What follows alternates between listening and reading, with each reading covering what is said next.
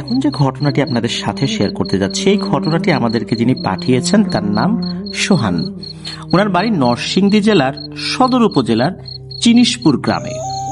তো ঘটনাটি মূলত ওনার দাদার সাথে ঘটেছিল।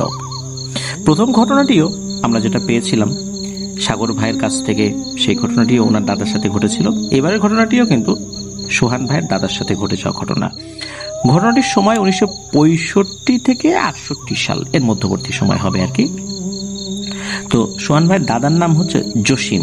উনি খুব সাহসী একজন সৎ মানুষ ছিলেন। সাহসী বলতে আসলে আমরা যতটা সাহসী মনে করি তার থেকেও নাকি বেশি সাহসী ছিলেন। পাশাপাশি উনি শক্তিশালীও ছিলেন বেশ। ওনার পরিবারের সদস্য ছিলেন 6 জন।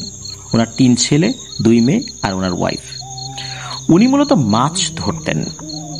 আর উনি মাছ ধরতেন ওনাদেরই বাড়ির কাছে একটা নদীতে। সেই নদীটার নাম হচ্ছে হাড়িধোয়া নদী। ওই নদীতে ওই সময়ের প্রেক্ষাপটে বেশ অনেক মাছ পাওয়া যেত।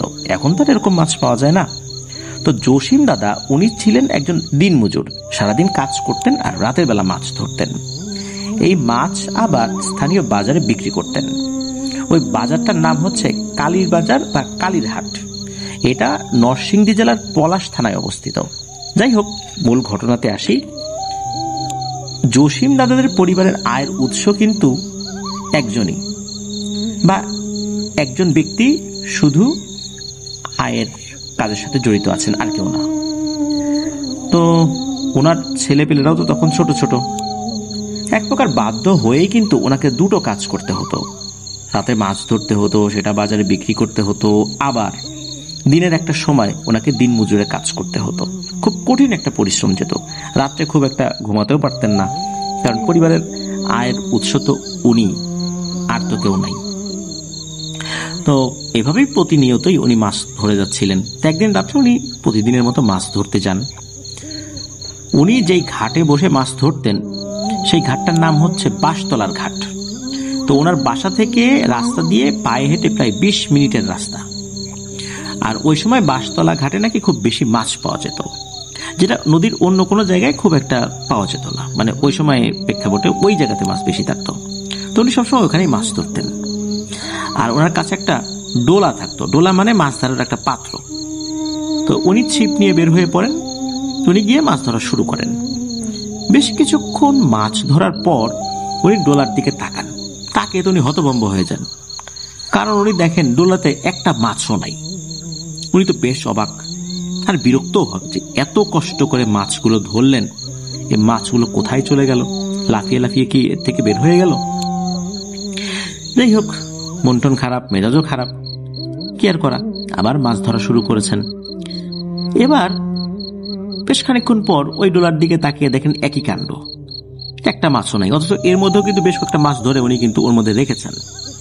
এবার তো উনি বেজায় ক্ষিপ্ত, কিন্তু উনি ভেবে উঠতে পারেন না যে আসলে হচ্ছেটা কি, মাছটা যাচ্ছে কোথায়। উনি চিন্তা করেন যে আচ্ছা, মাছগুলো কি লাফিয়ে লাফিয়ে বাইরে চলে যাচ্ছে?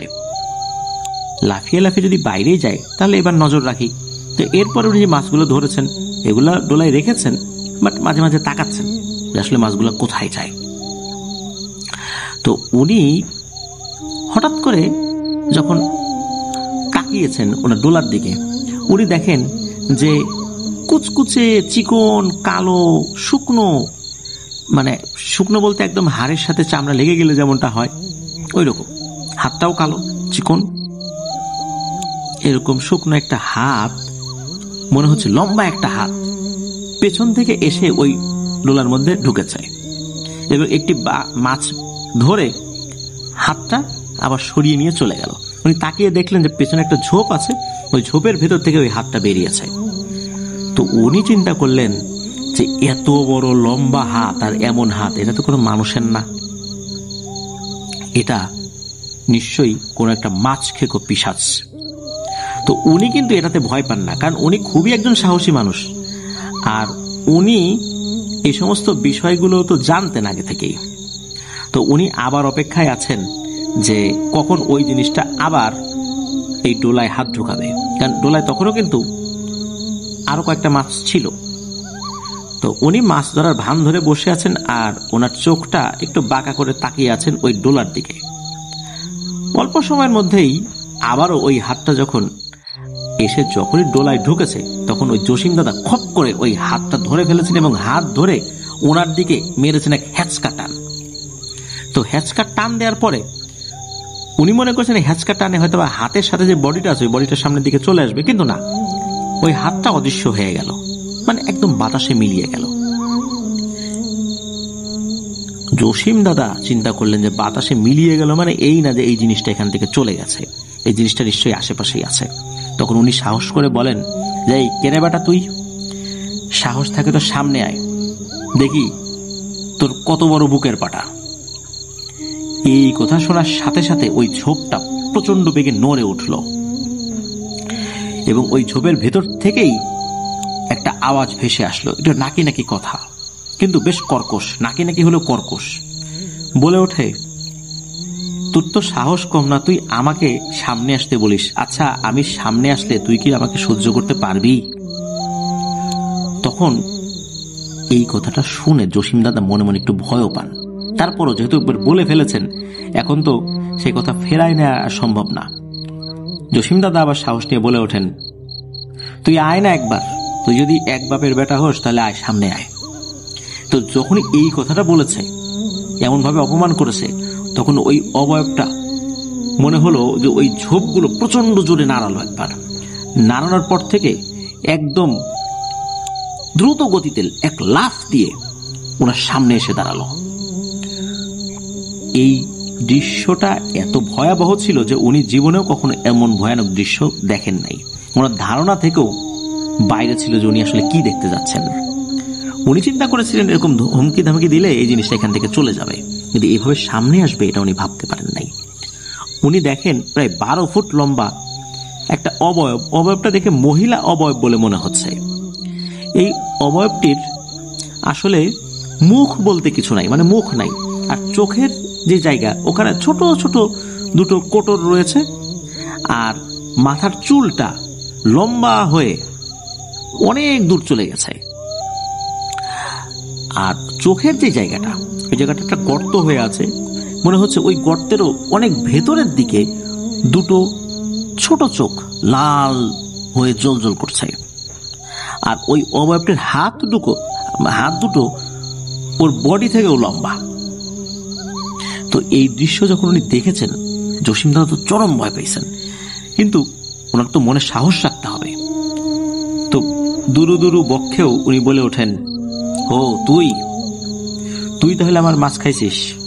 এই আমার মাছ কই, আমার মাছ দে, না হলে কিন্তু তোর খবর আছে। তো এই কথা শুনে ওই জিনিসটা তো খুব জোরে জোরে বিশ্রীভাবে হাসতে থাকে, খিলখিল করে হাসতে থাকে। তখন জসিম দাদা বলে, হাসিস না রে, আমার মাছ দে, না হলে কিন্তু সত্যি সত্যি তোর খবর আছে। তখন ওই অভাবটা বলে, দেব না মাছ। কি করবি রে তুই, কি করবি বল? তো অভাবটার মুখে এই কথা শুনে জসিম দাদা তো ভীষণ রাগ হয়েছে, ভয় পাচ্ছিলেন, কিন্তু ভয়টা তখন রাগে পরিণত হয় যে এত কষ্ট করে উনি মাছগুলো ধরলেন, এই মাছগুলো বিক্রি করে উনি ওনার পরিবারের সদস্যদের মুখে আহার তুলে দেবেন, আর এই মাছ কিনা একটা খবিশ জিনে খেয়ে ফেলছে, এইটা তো উনি কখনোই হতে দেবেন না। তখন উনি বলে ওঠেন, তবে রে দাঁড়া, দেখি তোর কত শক্তি। এই বলে জসিম দাদা কি করছেন, নিজেই ওই অবয়বটার উপর ঝাঁপিয়ে পড়েছেন এবং ওই অবয়বটার সাথে ওনার ধস্তাধস্তিও হয়। যেহেতু অবয়বটা খুব শক্তিশালী ছিল, কিন্তু শক্তিশালী হলেও উনিও কিন্তু কম শক্তিশালী ছিলেন না। অনেকক্ষণ ধরে মারামারি চলে। একটা পর্যায়ে ওই অবয়বটাকে উনি ধরে ফেলেন এবং এমনভাবে ধরেছেন, হাত পা এমনভাবে ধরেছেন যে কোনোভাবেই ওই অবয়বটার বেরোতে পারছে না। তখন ও অবয়বটা বলছে, আরে ছাড় ছাড় ছাড়, দিচ্ছি তোর সব মাছ ফিরিয়ে দিচ্ছি। তখন এই জসিম দাদা উনি এই অবয়বটাকে ছেড়ে দেন, কিন্তু ওনার মাথা তো প্রচন্ড গরম যে ওকে তো ছাড়লাম, এখন এ যদি মাছ না দেয়, এখন বড়শির ছিপটা দিয়ে ওরে পিটানো শুরু করব। এতক্ষণ তো হাত দিয়ে পা দিয়ে মারধর করছেন, এখন ওই অভাবটা বলতেছে যে তোকে মাছ দেবো তো বলছি, কিন্তু মাছ তো আমি সব খেয়ে ফেলছি, মাছ আমি কিভাবে দিব? আর আমরা তো যদি নদীর ভিতরে ঢুকেই মাছ ধরতে পারতাম, পানির ভিতরে ঢুকে, তাহলে তোদের মাছ খাবো কেন? তারপরও যেহেতু আমি তোকে বলছি যে তোর মাছ দিব, তোর ওই মাছগুলো ফেরত না দিতে পারলেও আমি চেষ্টা করতেছি নদীর ভেতর থেকে মাছ তোকে এনে দেওয়ার জন্য, যদিও বা এই কাজটা আমাদের জন্য খুব কঠিন, কিন্তু তোকে আমি দেবো যেহেতু ওয়াদা করছি। তো ওই অবয়বটা এক লাফে পানির মধ্যে পড়ে যায়, পানির মধ্যে পড়েই অদৃশ্য হয়ে যায়। অদৃশ্য হওয়ার বেশ খানিকক্ষণ চলে যায়, আর কোনো সারা শব্দ নেই। তখন জসিম দাদা মনে করছেন হয়তোবা এই অবয়বটা তাকে ধোকা দিয়ে চলে গেছে, কিন্তু না, কিছুক্ষণ পরেই ওই অবয়বটা পানি থেকে উঠে আসে, হাতে বড় একটা বোয়াল মাছ নিয়ে। এই বোয়াল মাছটা দিয়ে বলে যে দাঁড়া দেখি আরো পাই কিনা। এই বলে আবারও লাফ দেয়। এবারও বেশ খানিকক্ষণ পর আবার উঠে আসে আর একটা মাছ নিয়ে। এভাবে তিনটা বোয়াল মাছ দাদাকে এনে দেয়। এরপর দাদাকে বলে, দিলাম তো, তুই যা পাইতি না তার থেকেও আরো বেশি কিছু দিলাম, এবার খুশি তো, যা এখন বাড়ি যা। তখন জসিম দাদা বলে যে আমি বাড়ি যাচ্ছি, তুই কিন্তু এই জায়গায় থাকতে পারবি না, তোকে যেন আর কখনো এখানে না দেখি। তখন ওই অভাবটা বলে, এই জায়গা ছেড়ে তো আমি যেতে পারবো না, তবে আমি এতটুকু কথা দিচ্ছি যে মানুষকে এইভাবে আর বিরক্ত করব না। তো এই ওয়াদাটা ওই পিশাচটা দিয়েছিল। জসিম দাদাও উনি 3টা বোয়াল মাছ নিয়ে বাড়িতে চলে আসছিলেন। এরপরে উনি ওই একই জায়গায় বিভিন্ন সময় মাছ ধরতে গেলেও কখনোই আর কোনো সমস্যা হয়নি, ওই পিশাচটা তাকে কখনোই আর বিরক্ত করেনি। এই ঘটনাতে একটি ব্যাপার আমি লক্ষ্য করলাম, সেটা হচ্ছে যে উনি নিজে আক্রমণ করলো ওই পিশাচটার উপরে, তাকে ধরাশায়ীও করে ফেললো। আর ওই পিশাচটা সবকিছু মেনে নিল, সে ছাড়া পাওয়ার পরেও পালিয়ে যেতে পারতো, তা না করে সে 3টা বোয়াল মাছ এনে দিয়েছিল, এবং এরপরে সে ওইখানে তাকে আর কখনো বিরক্ত করেনি। আর এই ঘটনার পর সাধারণত এই টাইপের ঘটনা যেটা আমরা সাধারণত পেয়েছি, যে ধস্তাধস্তি করার পরে বা মারামারি করার পরে মানুষ তিনি খুব অসুস্থ হয়ে পড়েন, শরীরটা দুর্বল হয়ে পড়ে। কিন্তু আমি যখন কথা বললাম আমাদেরকে যিনি ঘটনা পাঠিয়েছেন সোহান ভাই, তো উনি বললেন যে তার দাদা, তার কোনো সমস্যা হয় নাই, উনি শক্তিশালী, উনি এরপরেও কোনো ধরনের কোনো সমস্যা হয় নাই, তবে উনি স্বাভাবিকভাবে মারা গিয়েছিলেন, অনেক দিন বেঁচে ছিলেন, স্বাভাবিকভাবে উনি মারা গিয়েছিলেন। এই ঘটনার কারণে যে তার উপর বড় সমস্যা হবে, তার পরিবারের উপর কোনো বড় ধরনের সমস্যা হবে, এমন কোনো কিছুই হয়নি। তো এটাই সোহান ভাই আমাদেরকে জানিয়েছেন। ধন্যবাদ সোহান ভাইকে মাছ ধরা কেন্দ্রিক এমন একটি ঘটনা আমাদের সাথে শেয়ার করার জন্য।